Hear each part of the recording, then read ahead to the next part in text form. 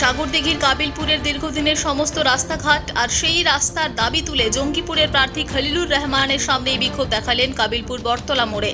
তাদের দাবি আগে রাস্তা পরে ভোট। সাগরদিঘি ব্লকের প্রতিটা অঞ্চলের রাস্তা ভালো থাকলেও কবিলপুরের রাস্তা একেবারে বেহাল।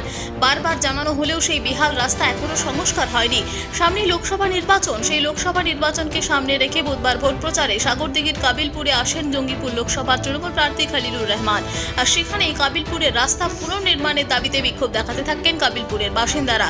এই বিষয়ে জঙ্গিপুরের প্রার্থী খলিলুর রহমান জানিয়েছেন, এই রাস্তার কাজটা অনেক আগেই দরকার ছিল হওয়া। আমাকে জানিয়েছে এলাকাবাসী, লোকসভা ভোট শেষে আমার প্রথম কাজ হবে কাবিলপুরের রাস্তা পুনর্নির্মাণ করা। আজকে বাংলার মানুষের অধিকার যাত্রাকে নিয়ে আমাদের দলের প্রার্থী সমর্থনকে নিয়ে আমাদের আজকে সভা ছিল আর কি।